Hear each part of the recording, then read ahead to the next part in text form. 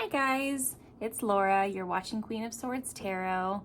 So today I wanted to talk to you guys about purchasing tarot decks, kind of our buying habits, and my system that I've recently developed for evaluating a deck for purchase.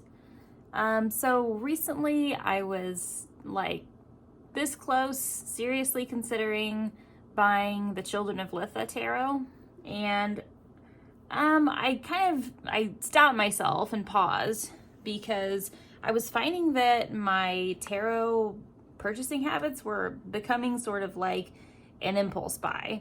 And I think we can all kind of relate to this, that tarot is an awesome practice, but it's a fine line between you fostering your practice and needing that variety of decks so that you have what you need to have the best practice possible. And then your practice becomes too much about purchasing decks and watching walkthroughs and just too much about consumerism.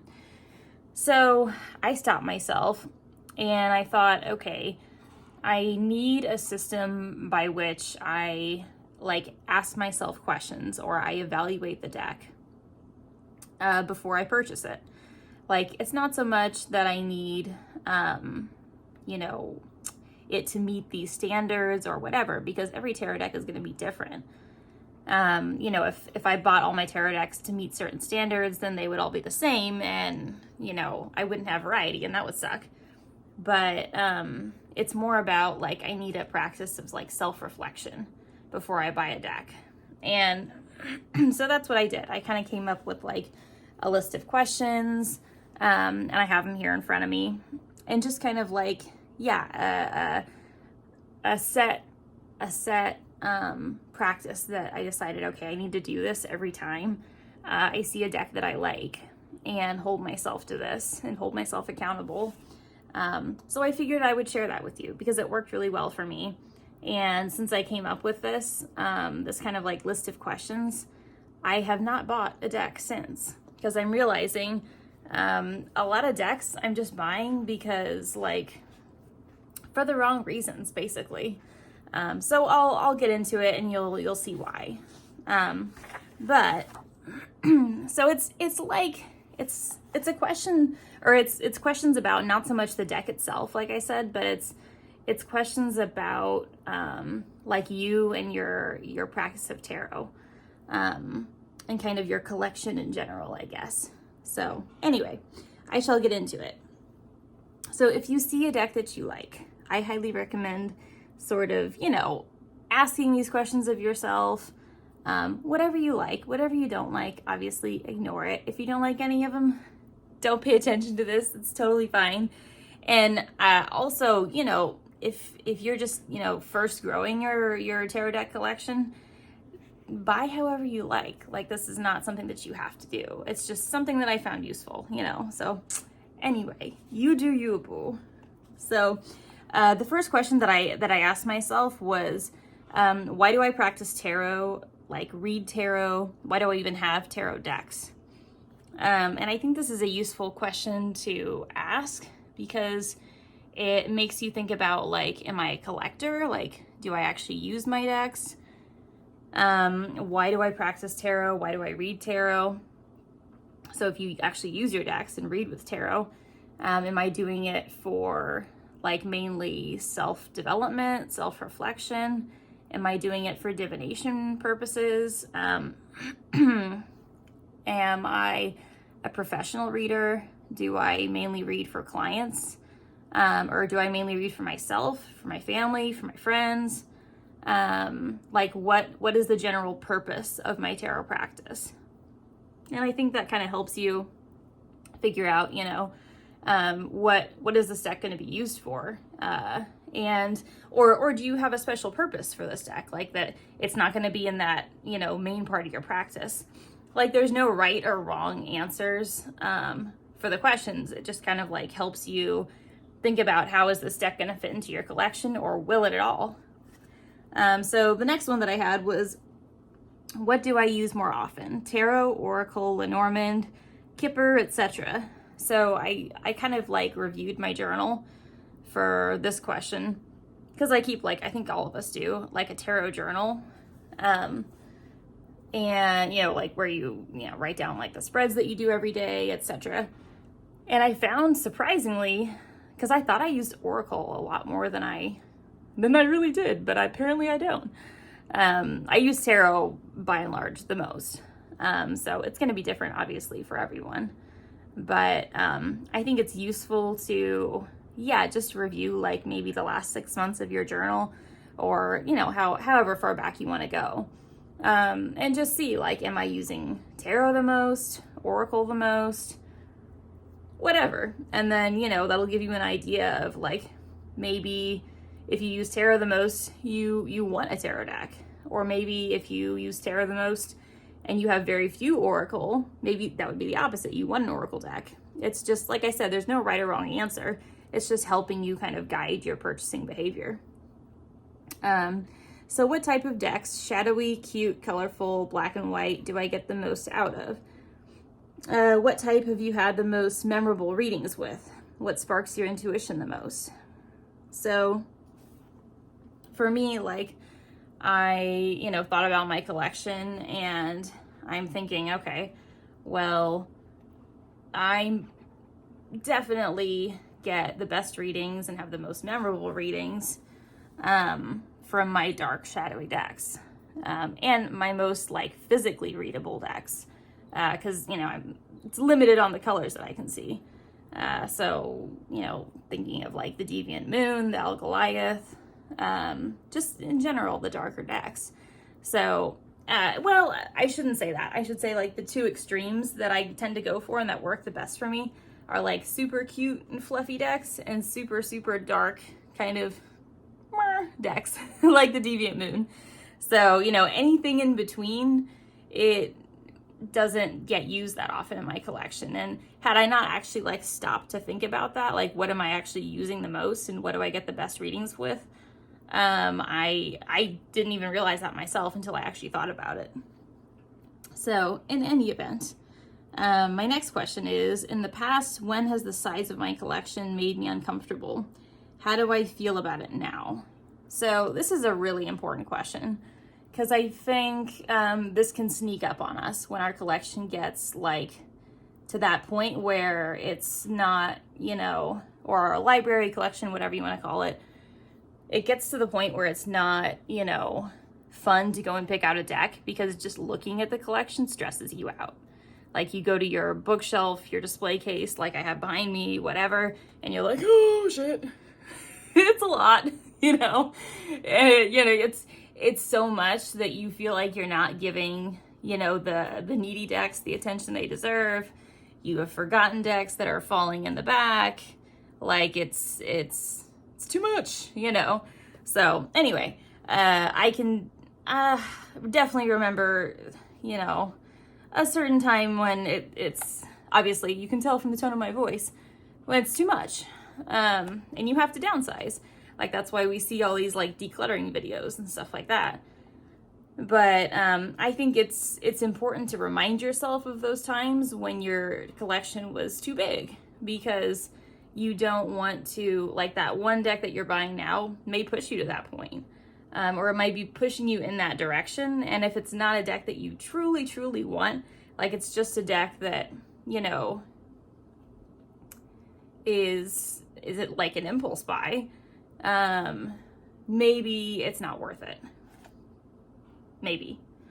So in any event, it's, you know, your mental health is worth something, right? Like, you want to keep your collection to, you know, that curated amount that keeps your brain happy, right? Happy and functional. So next question that I had was, what deck did I have the highest hopes for and the biggest disappointment? And this deck was probably rehomed very soon, and why? So, I'm trying to think of what deck that was, because I answered these questions a little while ago. I'm thinking, because I don't think that I have the deck anymore. I should remember this. I'm sorry. But I feel like it was a really cute deck, but not functional at all. Oh, no, I do remember this. I think it might have been the slow tarot. And I got rid of it immediately. Because, I don't know if you guys are familiar with the devil card and that, but it's not okay. It's not okay. Look it up. You will know what I mean. But in any event, so yeah, you can, I think this question is mainly about, having, which that deck, I guess, didn't really illustrate that point very well. But this question, I think, is most about having, like realistic expectations, but also,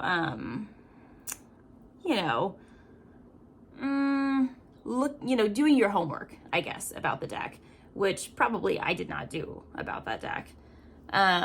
So, obviously if it's a Kickstarter and you don't know what all the cards are going to look like, then that's, one thing. But that also says something about backing a Kickstarter deck, which is something that I don't do anymore.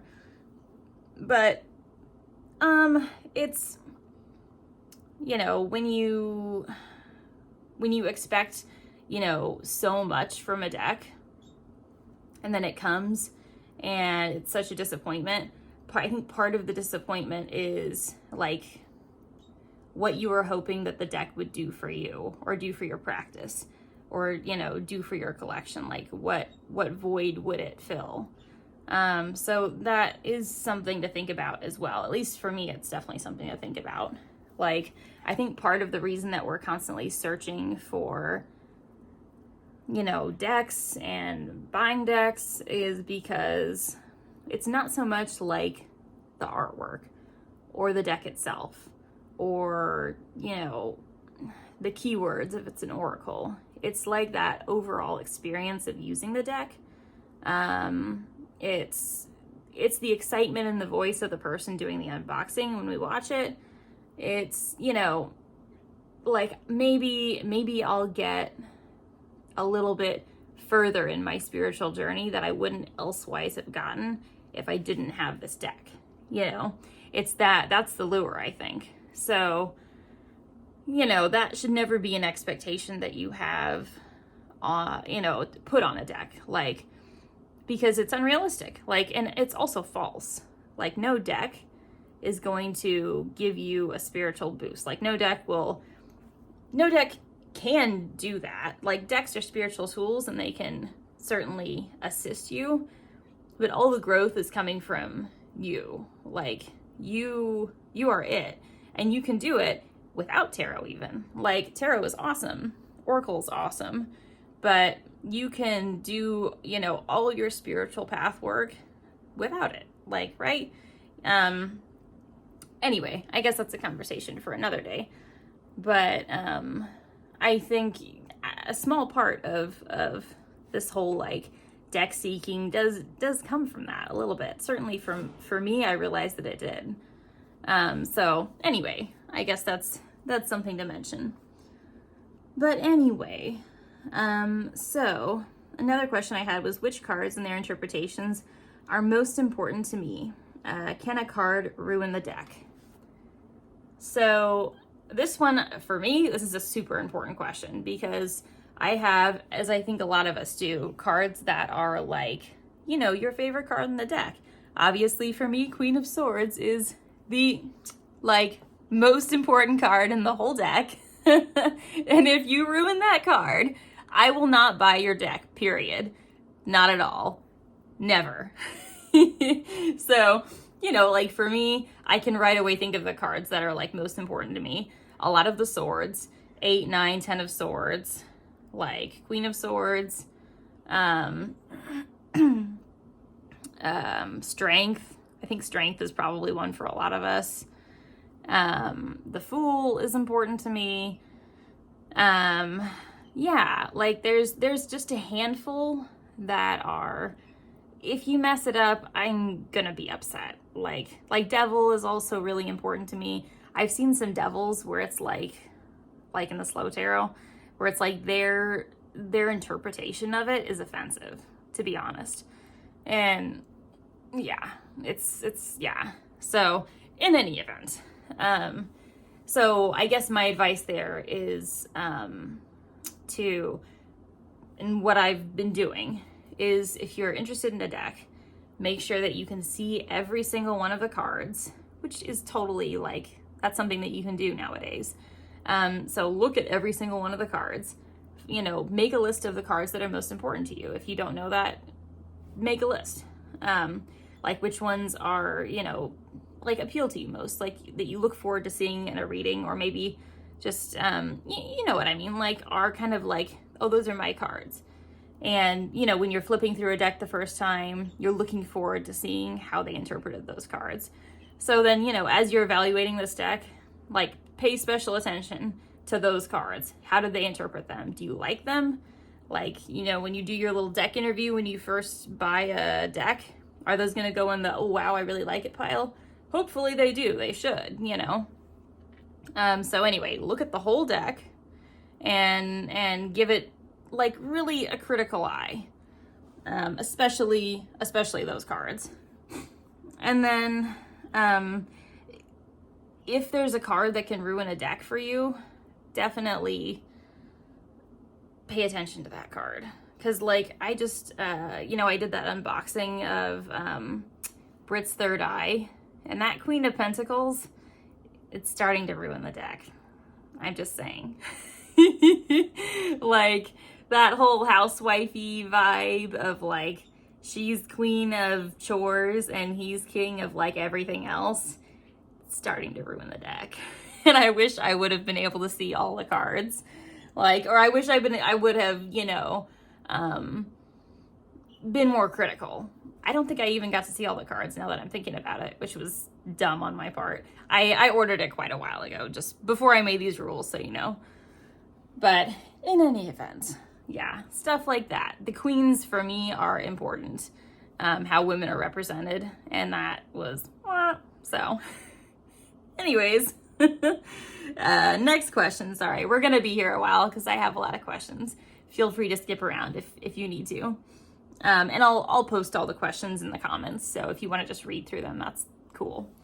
What are some of my favorite decks, most used decks currently, and what are the qualities that make me return to them time and time again? So this is similar to the question that I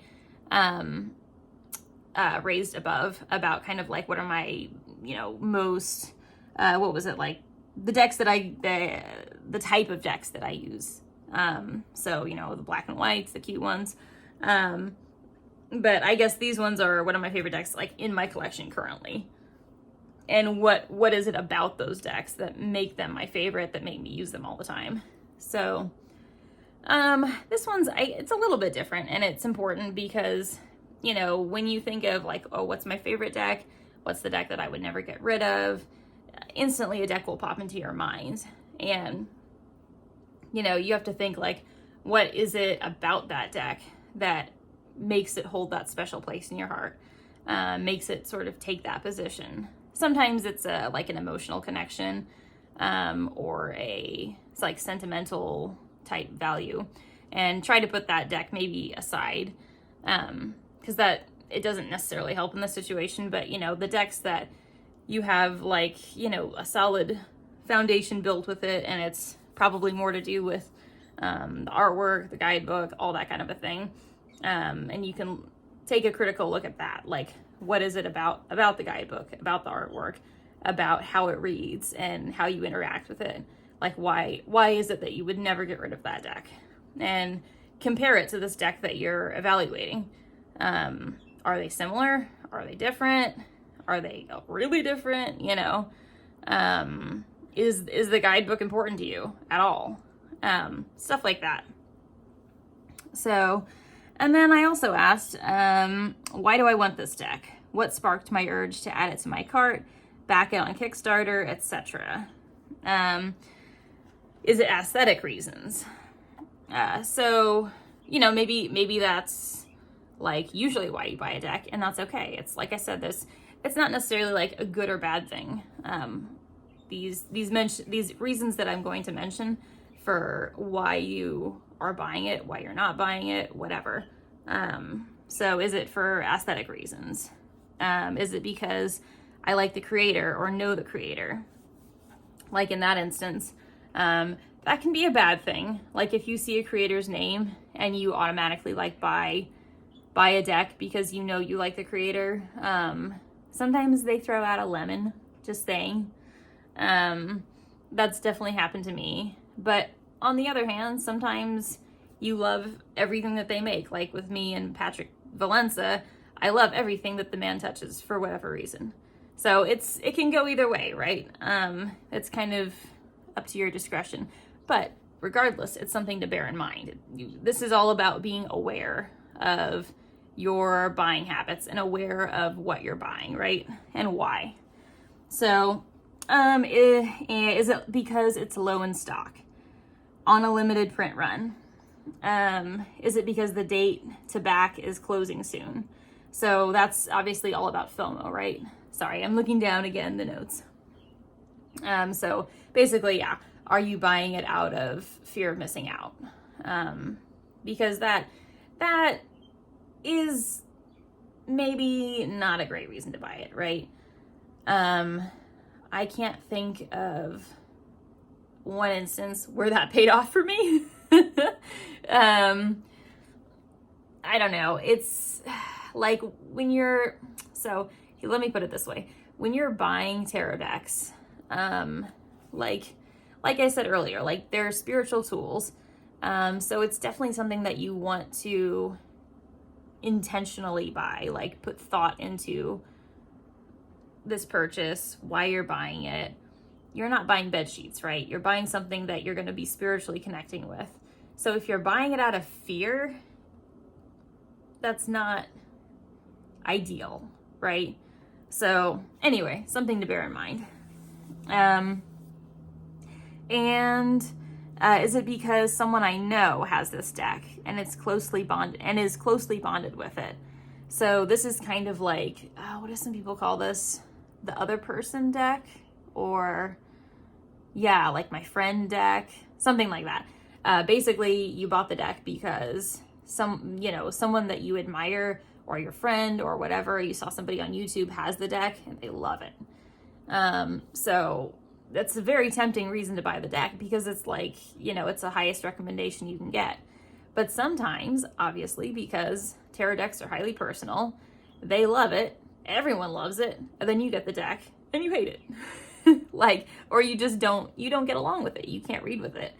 So again, because your friend said that they liked it is not a reason to not buy it, but it's a reason to be aware, I might not like it. I shouldn't just automatically buy it because my friend likes it. I should still look at it with all the critical eye and, look at it with the same criticism that I would any other deck, right? So is it because it's on sale that I have a store credit or a coupon? So I think a lot of us have done this it's I've been wanting this deck kinda, I wasn't really sure, but now it's on sale, so I'm definitely gonna buy it, and then you get it and you're like, well, I'm probably gonna just rehome it now. So that's also not, sometimes those decks work out, but it's kind of chance, right? If you were, well, put it this way, if it's a deck that is on sale and you didn't know anything about it, sometimes you get off great with it. You get on really well with it.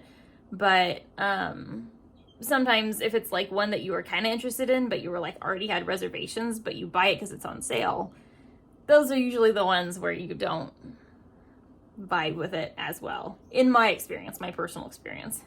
Anyway. So is it because I think my clients will enjoy it? Followers will enjoy it if you're a content creator, or because it's a photogenic deck. So if you, work online, readings online for clients, if it's a deck that's very photogenic or videogenic, whatever. So, again, that's like not especially if you think your clients are going to enjoy it, that's not a bad reason to buy a deck. But it's keeping in mind sort of the questions that I mentioned at the beginning of this, of the primary purpose of why you're going to be using the deck, how you're going to be using it, that kind of thing, right? It's another reason, it's another thing to keep in mind as you're deciding whether or not you're going to buy the deck. So is it because I want the spiritual experience this deck will provide? I think this deck will help me progress on my growth path. So this is kind of going along with what I said earlier, that you're thinking that this deck is, something that will help you grow spiritually, which it may do, but you could do that without the deck, right? It doesn't take any deck to progress you along your spiritual path. Like any deck can help you, but it doesn't take a deck at all for you to become your best self. You can do that all on your own. Is it because it's rare, valuable, out of print, and it's going to be a showpiece or a potential investment you think may go up in value? This is more for collectors. So I think, if you're wanting the out of print deck or whatever, sometimes, or obviously like it's super rare out of print, or it's, a lower price now and you think it may go up.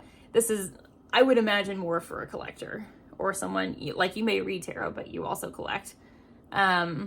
So it's not like it's a bad idea to buy it. It's like probably smart if you invest in tarot, I guess is what you would say. But it's also something to keep in mind that it could just come back in print tomorrow. So you should maybe ask yourself, like, how would I feel about it if this deck did come back in print tomorrow and I just spent, higher than average price on it today? Just something to think about. So in any event, is it because you've been waiting for this deck to come to you? Or rather, I guess that's a bad way of saying it. Is it because you are looking for like a soul deck? And you think that this deck might be like that soul deck. So again, going back to realistic expectations of a deck, that, you will get it and maybe it's not the soul deck, and then maybe you'll buy 10 more decks and none of those are your soul deck. And then, where are you then? So having just, maintaining healthy expectations of your decks and their relationship to you in your tarot practice. So there is that. So this is another thing that I decided that I needed to do before I buy any deck, is to watch a full flip through twice. So once on silent, and this is because I don't want to hear the person talking about the deck. Like, I don't want to hear them super excited about cards and their opinions, because usually you have to think, like, if somebody is doing like an unboxing and a flip through of one of these newer decks, they bought it because either, they're promoting the deck, not necessarily getting paid to. I mean, they might be, but they're supporting it. Like, they agree with the content of the deck, or else they wouldn't be doing it, right? Or they bought the deck because they like the deck, which is both totally fine. But I choose to, on the first time, mute the video, because I don't want to be, sort of influenced by all of the positive talk. I want to just only look at the cards, evaluate the cards, and not be hearing like them being super excited, like, oh, this is so cool, I love it, like, I can't wait to work with it, because like that's just going to make me want to buy the deck, and I'll be too distracted by that and not just like sort of objectively looking at the deck. So there is that. So, and then I'll ask myself as I'm watching, these flip throughs, do any cards strike me as deal breakers? And am I like overlooking things because like am I overlooking anything because I just want the deck? Because we all do that. I think we'll like watch a walkthrough and there are things that bug us, but we sort of overlook it because we want the deck. Like we already decided in our head we want it. Kind of like when you're dating someone. Like, you know, there might be red flags whizzing by, like then things that annoy you about them, but you know, you just kind of you mute out the loud chewing and you know their passive aggressive remarks because you already like them and you're gonna keep dating them anyway. So anyways, you have to make sure that that does not happen as you watch the walkthroughs. So and then another thing that I do is sort of try to evaluate what are the deck's strong points and weak points. And during this first muted walkthrough, and try to be really objective about it and like even maybe take some notes as I'm watching that. And if I'm feeling like, you know, the weak points objectively to me are outweighing the strong points, then just maybe stop there. So then I do watch a second walkthrough with sound. That's fine. We already did the business and evaluate it then for like cardstock because, you know, everyone does that during a flip through, like they shuffle it once, because like it's important, but I want to like kind of evaluate how things read first. But yeah, second time through, and then I'll kind of like look at the cardstock and all that good stuff. So anyway, next question that I asked myself is, what is the most money you would comfortably spend on a deck of cards, any spiritual tool of comparable price range? So this is obviously quite important because I think when we are shopping for decks or we have a deck that has our attention, it can be like the Children of Litha that I was looking at. It's a pricey deck. It's like $50. It can be easy to overlook the price or rationalize the price because we think, well, it's going to enhance my spiritual practice so much. That's priceless, you know, but it's not priceless. Like all of these decks cost money, especially the indie decks. And like in the end of the day, yes, they're special and the artwork is all different, but like you don't want the deck to impact you financially negatively, for one.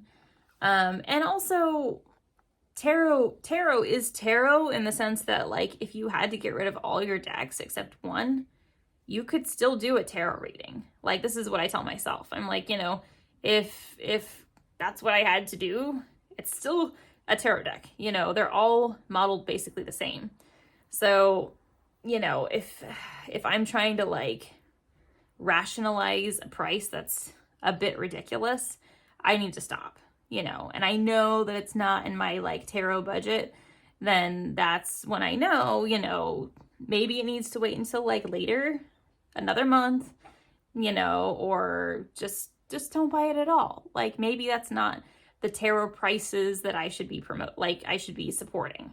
And I know decks are expensive to make and all that, but yeah.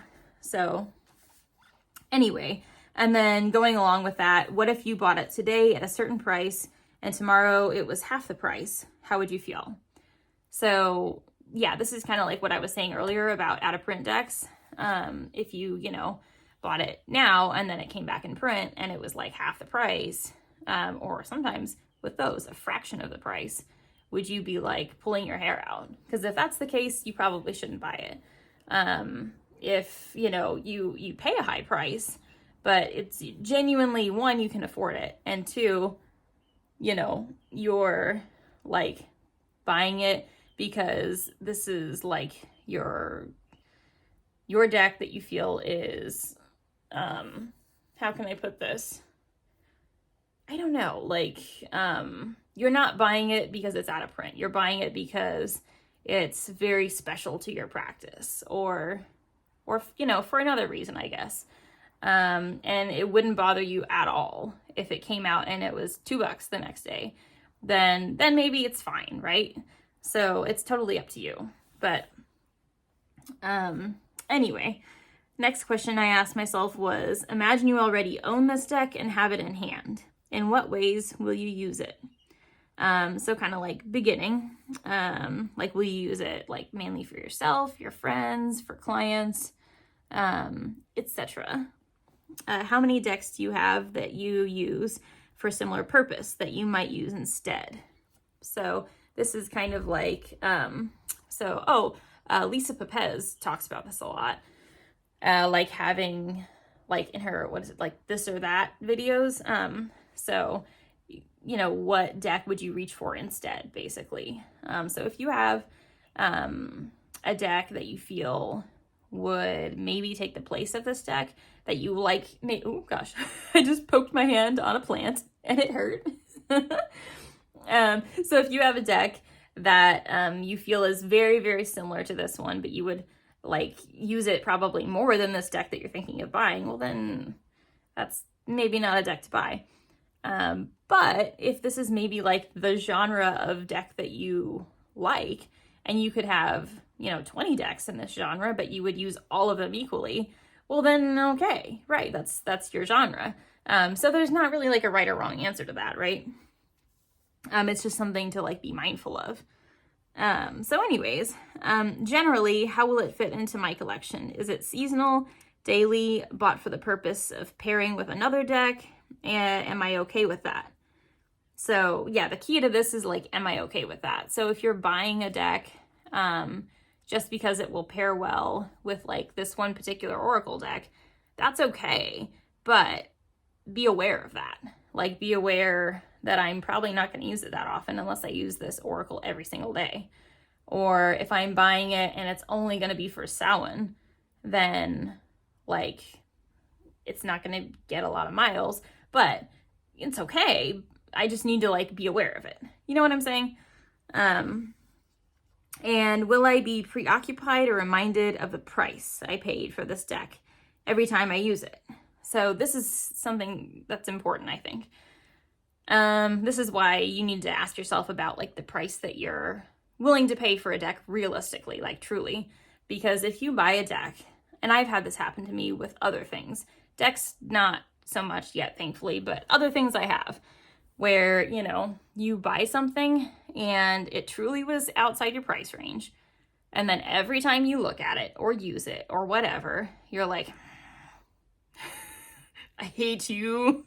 You were so expensive, like, and I can only imagine picking up a deck and having that feeling. It would be very hard to have a spiritual connection to it or to use it as a spiritual tool because you're angry with it. You're upset with it. It costs you so much damn money, and it's like you begrudge it. Definitely that is something to keep in mind because it will affect your relationship with that object. I know from other things in my home, it will affect your relationship with the object. So for what it's worth. And what may interfere with its use? So price could be one of them. The creator's life could also be one of them. There's a few creators I know that have kind of like dodgy backgrounds, or like production companies that are a little bit racist. So if those things like you may want to look into, because if you hear about it later and then you own a bunch of decks from them, that could interfere with your readings. Like maybe that's all you can think about then when you pick up this deck. So something to keep in mind. And also cardstock. So that could definitely impact the usability of the product. I think that's a huge one for most people. If it doesn't have, cardstock that you can get along with, and that's something to look into before you buy the deck for sure, then you're not going to be able to use it. Also, will the purchase create feelings of guilt for you or feelings of joy and fulfillment? So before I get into this, I think it's just, something to bear in mind that, you shouldn't, or, okay, I shouldn't say you shouldn't, but if you're having lots of like feelings in general associated with a purchase, which can happen, then that's something to just like sort of be mindful of in general, right? Because purchasing, shopping, excuse me, like shopping, buying things in general can definitely have a lot of, sort of chase the dopamine type behavior and dopamine reward neural pathways associated with it. So when I say, is it having feelings of guilt or feelings of joy and fulfillment, when I say joy and fulfillment, I don't mean, or I'm not trying to mean, like that dopamine rush or anything related to that pathway of dopamine, or sort of the negative cycle of maybe shopping addiction, although that is a very real thing, and it's a large part of why I'm even sharing this list of questions, because the reason that I'm saying this is because I'm saying that when you buy something, you shouldn't, I would hope that you're not feeling guilt, because if you are, you're probably buying something and it's I'm having trouble wording this, you probably shouldn't be buying this, correct? Because and I'll get into this later of why you're feeling guilt potentially, but you hope that when you buy something, you don't feel guilt. You are happy with your purchase. Maybe that's what I should have said, is that you feel content, you feel happy. Not that you're getting like your dopamine reward, but you're content with your purchase. You're okay with it, right? And because you were within your spending limits, it's kind of an act of self-care, that kind of thing, right? It was a healthy purchase. So that's more what I'm saying of, these are the feelings that one would hope that you're feeling if you buy something. So now on the other hand, if maybe you're feeling that kind of like, oh, I'm in this negative cycle of dopamine purchase, et cetera, that, that you shouldn't be in. Or what often goes along with that also is the guilt. So if you're feeling like guilt, then like ask yourself, maybe I'm in this negative cycle. And, we have like these rules set up for ourselves that are like depth year, like only one deck a month, or having a deck budget. And, would buying this deck break the rules that I've made for myself, and create this cognitive dissonance for myself? So, I think if you've like already made these rules for yourself and you're finding that you're breaking them regularly, it might potentially point to a bigger problem, right? Not always, but I think it's worth mentioning that like regularly stepping outside these rules that we make for ourselves, or I guess breaking these rules we make for ourselves, getting into this guilt cycle, we may be neglecting addressing a bigger problem. And that goes into, like mental health issues and all sorts of things that I'm not qualified to talk about, but it bears mentioning, right? So moving on to another question that I asked myself is, because this is like me sharing sort of my journaling with you as well, right? So overall, how will this deck impact my life in the long run and day to day? So these are just things to consider. This is, again, not right or wrong. So how will it impact my life day to day, spiritually, emotionally, financially, and physically? So that's like, just your finances and day-to-day budgeting, basically, and mentally.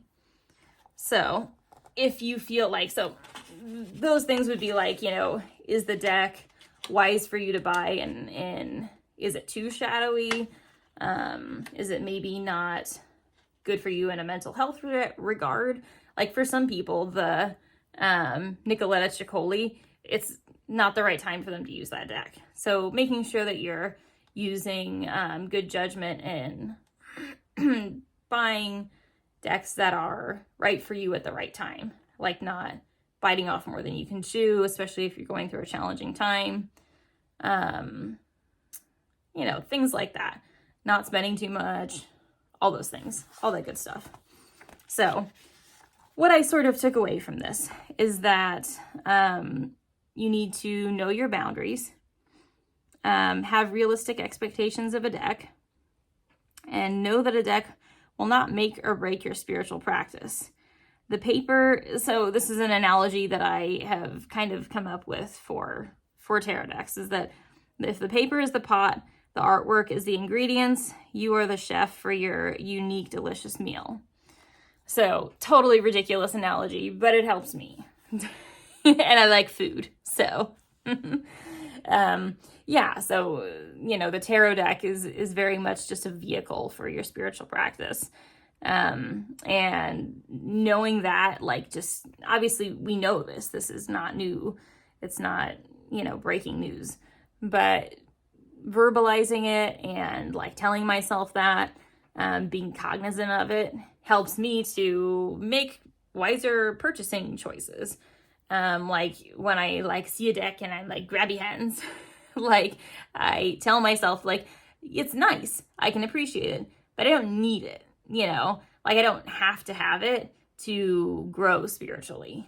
So yeah, anyway, that is my soapbox and my sharing and caring for my little journaling exercises and questions. So hopefully that's helpful for you. Feel free to, use my questions. Like I said, I'll put them in the comment box below, and use them for yourself if you're, struggling with a deck or a deck that you want, or, just want to evaluate it for purchase for yourself. So let me know what you thought of this. And if you have anything to add to it, comment on, just let me know. And yeah, in general, just say hi and comment. Leave me a like if you enjoyed this. And always subscribe if you want to see more of this delicious face. All right. Thank you guys. We'll see you next time. Bye.